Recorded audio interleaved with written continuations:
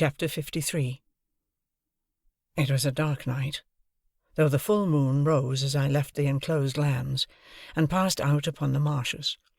Beyond their dark line, there was a ribbon of clear sky, hardly broad enough to hold the red large moon. In a few minutes she had ascended out of that clear field, in among the piled mountains of cloud. There was a melancholy wind, and the marshes were very dismal. A stranger would have found them insupportable, and even to me they were so oppressive that I hesitated, half inclined to go back.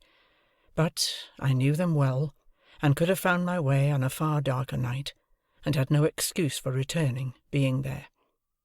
So, having come there against my inclination, I went on against it. The direction that I took was not that in which my old home lay, nor that in which we had pursued the convicts. My back was turned towards the distant hulks as I walked on, and, though I could see the old lights away on the spits of sand, I saw them over my shoulder.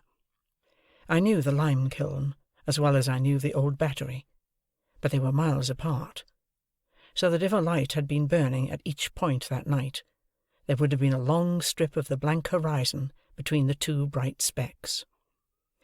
At first I had to shut some gates after me, and now and then to stand still, while the cattle that were lying in the banked-up pathway arose and blundered down among the grass and reeds. But after a little while, I seemed to have the whole flats to myself. It was another half-hour before I drew near to the kiln. The lime was burning with a sluggish, stifling smell, but the fires were made up and left, and no workmen were visible. Hard by was a small stone quarry. It lay directly in my way, and had been worked that day, as I saw by the tools and barrows that were lying about. Coming up again to the marsh level of this excavation, for the rude path lay through it, I saw a light in the old sluice-house. I quickened my pace, and knocked at the door with my hand. Waiting for some reply, I looked about me, noticing how the sluice was abandoned and broken, and how the house, of wood with a tiled roof, would not be proof against the weather much longer, if it were so even now, and how the mud and ooze were coated with lime, and how the choking vapour of the kiln crept in a ghostly way towards me. Still there was no answer, and I knocked again. No answer still, and I tried the latch. It rose under my hand, and the door yielded. Looking in, I saw a lighted candle on a table, a bench, and a mattress on a truckle bedstead. As there was a loft above, I called, "Is there any one here?" But no voice answered. Then I looked at my watch, and finding that it was past 9, called again, "Is there any one here?" There being still no answer, I went out at the door, irresolute what to do. It was beginning to rain fast. Seeing nothing save what I had seen already, I turned back into the house, and stood just within the shelter of the doorway, looking out into the night. While I was considering that someone must have been there lately, and must soon be coming back, or the candle would not be burning, it came into my head to look if the wick were long. I turned round to do so, and had taken up the candle in my hand, when it was extinguished by some violent shock, and the next thing I comprehended was, that I had been caught in a strong running noose, thrown over my head from behind. "Now," said a suppressed voice, with an oath, "I've got you." "What is this?" I cried, struggling. "Who is it? Help! Help! Help!" Not only were my arms pulled close to my sides, but the pressure on my bad arm caused me exquisite pain. Sometimes a strong man's hand, sometimes a strong man's breast, was set against my mouth to deaden my cries, and with a hot breath always close to me, I struggled ineffectually in the dark, while I was fastened tight to the wall. "And now," said the suppressed voice with another oath, "call out again, and I'll make short work of you." Faint and sick with the pain of my injured arm, bewildered by the surprise, and yet conscious how easily this threat could be put in execution, I desisted, and tried to ease my arm were it ever so little. But, It was bound too tight for that. I felt as if, having been burnt before, it were now being boiled. The sudden exclusion of the night, and the substitution of black darkness in its place, warned me that the man had closed a shutter. After groping about a little, he found the flint and steel he wanted, and began to strike a light. I strained my sight upon the sparks that fell among the tinder, and upon which he breathed and breathed, match in hand, but I could only see his lips, and the blue point of the match, even those but fitfully. The tinder was damp, no wonder there, and one after another the sparks died out. The man was in no hurry, and struck again with the flint and steel. As the sparks fell thick and bright about him, I could see his hands, and touches of his face, and could make out that he was seated and bending over the table, but nothing more. Presently I saw his blue lips again, breathing on the tinder, and then a flare of light flashed up, and showed me Orlick. Whom I had looked for, I don't know. I had not looked for him. Seeing him, I felt that I was in a dangerous strait indeed, and I kept my eyes upon him. He lighted the candle from the flaring match with great deliberation, and dropped the match, and trod it out. Then he put the candle away from him on the table, so that he could see me, and sat with his arms folded on the table and looked at me. I made out that I was fastened to a stout perpendicular ladder a few inches from the wall, a fixture there, the means of ascent to the loft above. "Now," said he, when we had surveyed one another for some time, "I've got you." "Unbind me! Let me go!" "Ah!" he returned, "I'll let you go. I'll let you go to the moon. I'll let you go to the stars. All in good time." "Why have you lured me here?" "Don't you know?" said he, with a deadly look. "Why have you set upon me in the dark?" "Because I mean to do it all myself. One keeps a secret better than two. Oh, you enemy, you enemy!" His enjoyment of the spectacle I furnished, as he sat with his arms folded on the table, shaking his head at me, and hugging himself, had a malignity in it that made me tremble. As I watched him in silence, he put his hand into the corner at his side, and took up a gun with a brass-bound stock. "Do you know this?" said he, making as if he would take aim at me. "Do you know where you saw it afore? Speak, Wolf." "Yes," I answered. "You cost me that place, you did. Speak." "What else could I do?" "You did that, and that would be enough without more. How dared you come betwixt me and a young woman I liked?" "When did I?" "When didn't you? It was you as always give old Orlick a bad name to her." "You gave it to yourself. You gained it for yourself. I could have done you no harm, if you had done yourself none." "You're a liar, and you'll take any pains, and spend any money, to drive me out of this country, will you?" said he, repeating my words to Biddy in the last interview I had with her. "Now, I'll tell you a piece of information. It was never so well worth your while to get me out of this country as it is tonight. Ah, if it was all your money 20 times told, to the last brass farden." As he shook his heavy hand at me, with his mouth snarling like a tiger's, I felt that it was true. "What are you going to do to me?" "I'm a-going," said he, bringing his fist down upon the table with a heavy blow, and rising as the blow fell, to give it greater force. "I'm a-going to have your life." He leaned forward, staring at me, slowly unclenched his hand, and drew it across his mouth, as if his mouth watered for me, and sat down again. "You was always an old Orlick's way, since ever you was a child. You goes out of his way this present night. He'll have no more on you. You're dead." I felt that I had come to the brink of my grave. For a moment, I looked wildly round my trap for any chance of escape, but there was none. "More than that," said he, folding his arms on the table again, "I won't have a rag of you. I won't have a bone of you left on earth. I'll put your body in the kiln. I'd carry 2 such to it on my shoulders, and let people suppose what they may of you, they shall never know nothing."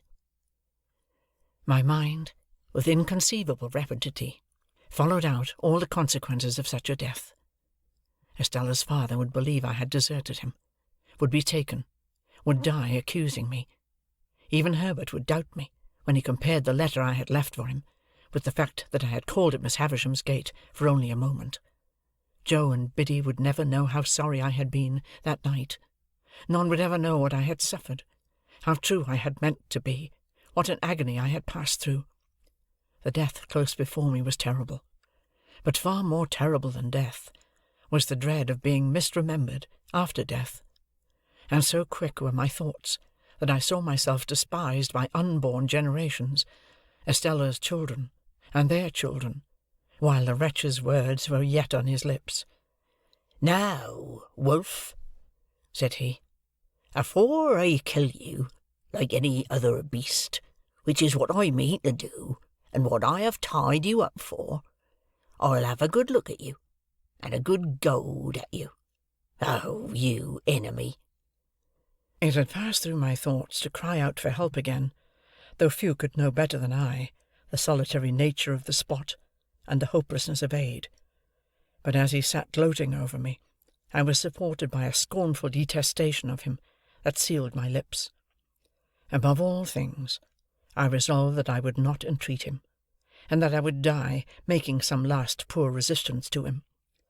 Softened as my thoughts of all the rest of men were in that dire extremity, humbly beseeching pardon, as I did, of heaven, melted at heart as I was by the thought that I had taken no farewell, and never, never now could take farewell of those who were dear to me, or could explain myself to them, or ask for their compassion on my miserable errors.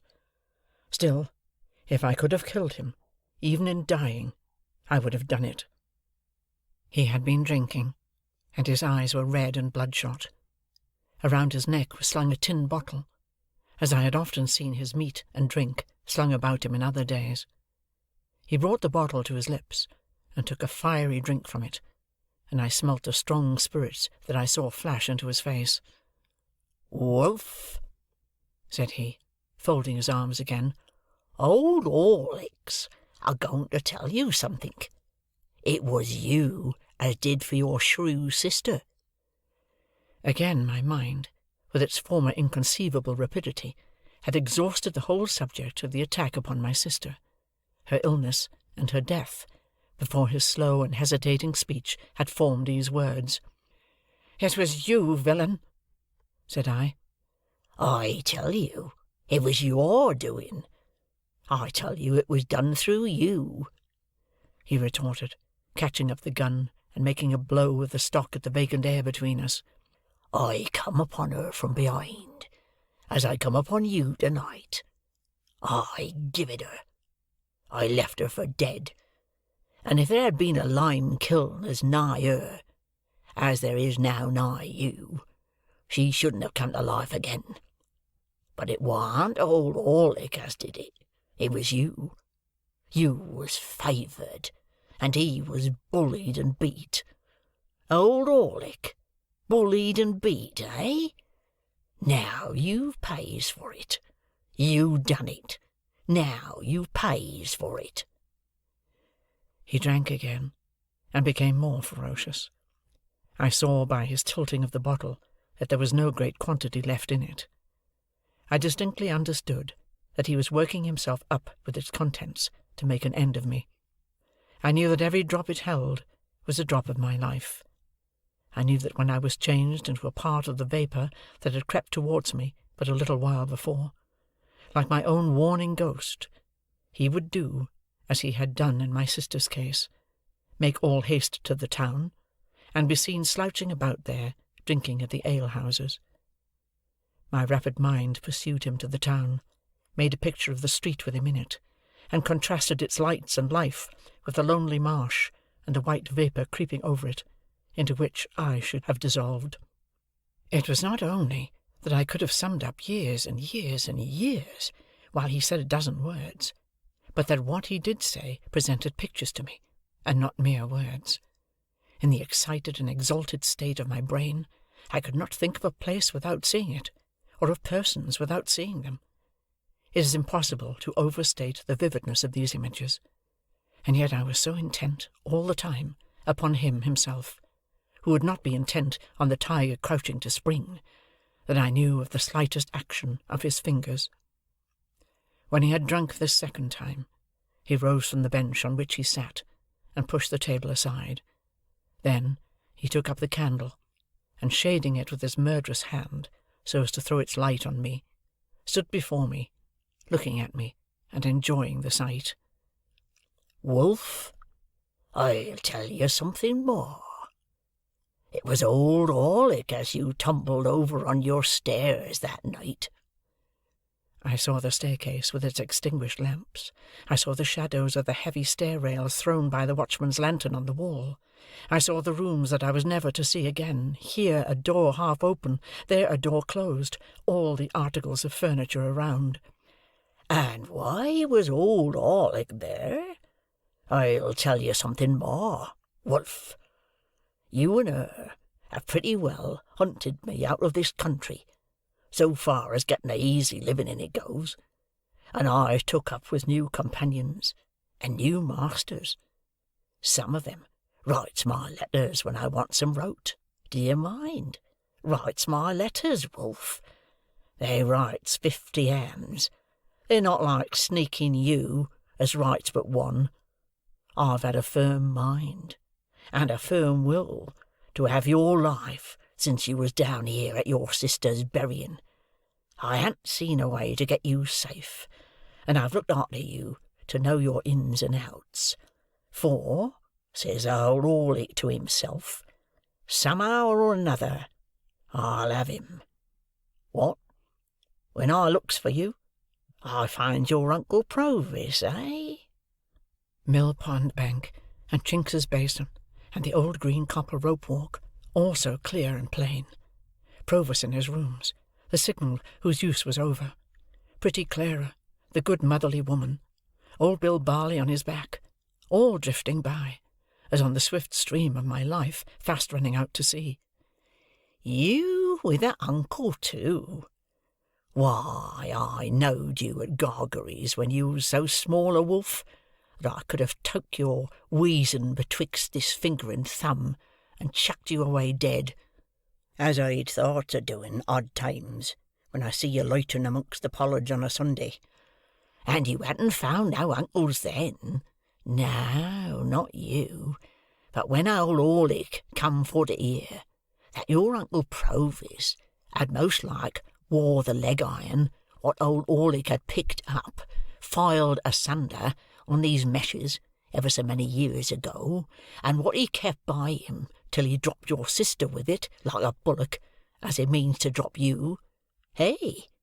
When he come for to hear that, hey?" In his savage taunting, he flared the candle so close at me that I turned my face aside to save it from the flame. "Ha ha!"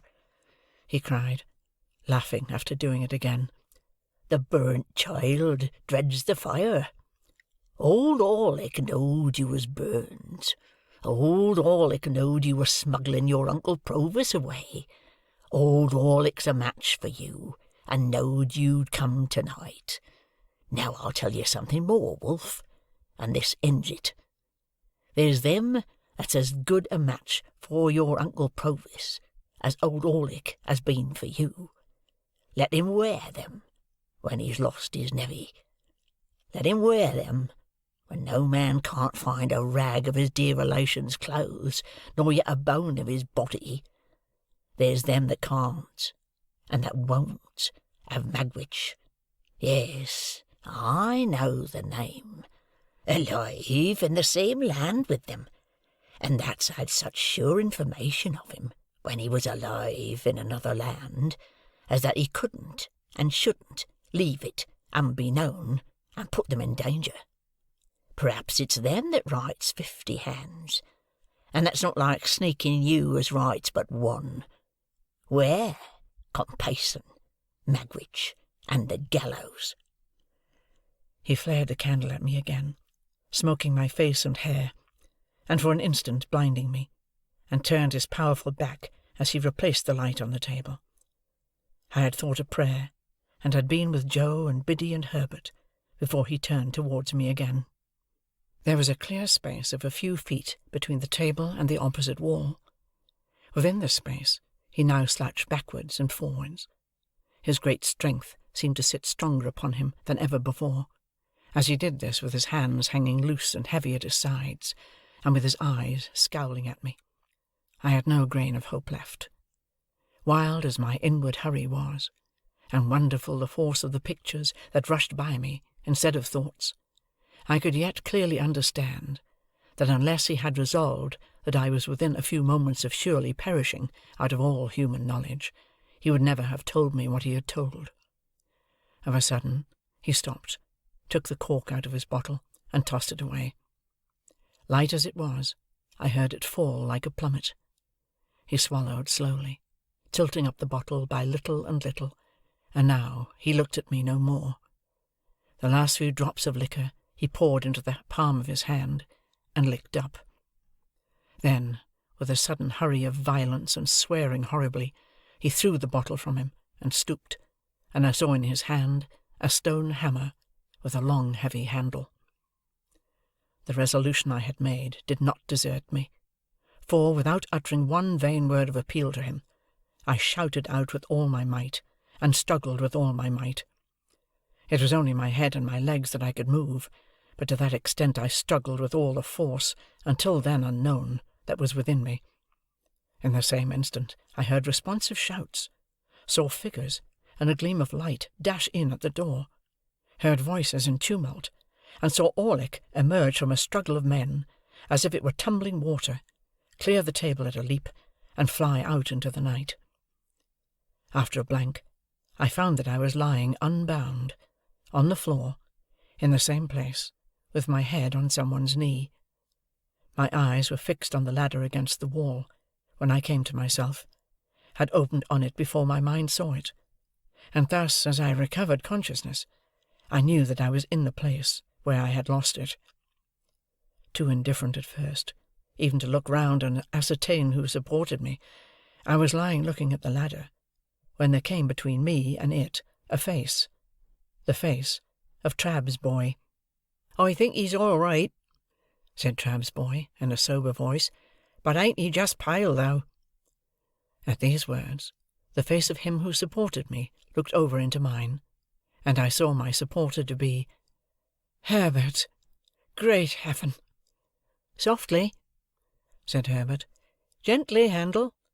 Don't be too eager." "And our old comrade Startup?" I cried, as he too bent over me. "Remember what he is going to assist us in," said Herbert, "and be calm." The illusion made me spring up, though I dropped again from the pain in my arm. "The time has not gone by, Herbert, has it? What night is it tonight? How long have I been here?" For I had a strange and strong misgiving that I had been lying there a long time, a day and a night, 2 days and nights more. "The time has not gone by. It is still Monday night." "Thank God!" "And you have all tomorrow, Tuesday, to rest in," said Herbert. "But you can't help groaning, my dear Handel. What hurt have you got? Can you stand?" "Yes, yes," said I. "I can walk. I have no hurt but in this throbbing arm." They laid it bare, and did what they could. It was violently swollen and inflamed, and I could scarcely endure to have it touched. But they tore up their handkerchiefs, to make fresh bandages, and carefully replaced it in the sling, until we could get to the town and obtain some cooling lotion to put upon it. In a little while We had shut the door of the dark and empty sluice-house, and were passing through the quarry on our way back. Trabb's boy, Trabb's overgrown young man now, went before us with a lantern, which was the light I had seen come in at the door. But the moon was a good 2 hours higher than when I had last seen the sky, and the night, though rainy, was much lighter. The white vapour of the kiln was passing from us as we went by, and, as I had thought a prayer before, I thought a thanksgiving now. Entreating Herbert to tell me how he had come to my rescue, which at first he had flatly refused to do, but had insisted on my remaining quiet, I learnt that I had in my hurry dropped the letter open in our chambers, where he, coming home to bring with him Startup, whom he had met in the street on his way to me, found it very soon after I was gone. Its tone made him uneasy, and the more so because of the inconsistency between it and the hasty letter I had left for him. His uneasiness increasing instead of subsiding, after a quarter of an hour's consideration, he set off for the coach-office with Startup, who volunteered his company, to make inquiry when the next coach went down. Finding that the afternoon coach was gone, and finding that his uneasiness grew into positive alarm as obstacles came in his way, he resolved to follow in a post-chaise. So, he and Startup arrived at the Blue Boar, fully expecting there to find me, or tidings of me, but, finding neither, went on to Miss Havisham's, where they lost me.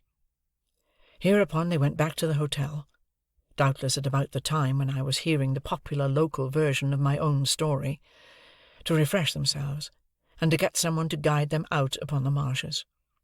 Among the loungers under the Boar's archway happened to be Trabb's boy, true to his ancient habit of happening to be everywhere where he had no business, and Trabb's boy had seen me passing from Miss Havisham's in the direction of my dining-place. Thus Trabb's boy became their guide, and with him they went out to the sluice-house, though by the town way to the marshes, which I had avoided. Now, as they went along, Herbert reflected that I might, after all, have been brought there on some genuine and serviceable errand, tending to Provis's safety, and, bethinking himself that in that case interruption must be mischievous, left his guide and Startup on the edge of the quarry, and went on by himself, and stole round the house 2 or 3 times, endeavouring to ascertain whether all was right within. As he could hear nothing but indistinct sounds of one deep rough voice, this was while my mind was so busy, he even at last began to doubt whether I was there, when suddenly I cried out loudly, and he answered the cries and rushed in, closely followed by the other 2. When I told Herbert what had passed within the house, he was for our immediately going before a magistrate in the town, late at night as it was, and getting out a warrant.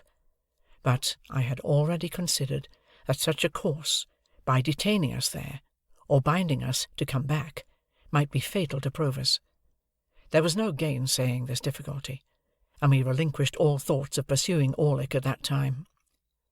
For the present, under the circumstances, we deemed it prudent to make rather light of the matter to Trabb's boy, who, I am convinced, would have been much affected by disappointment if he had known that his intervention saved me from the lime-kiln.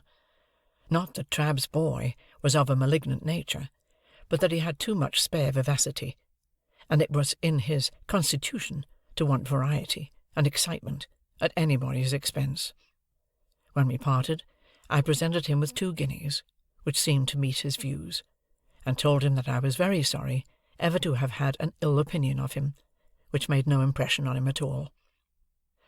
Wednesday being so close upon us, we determined to go back to London that night, 3 in the post-chaise, the rather as we should then be clear away before the night's adventure began to be talked of.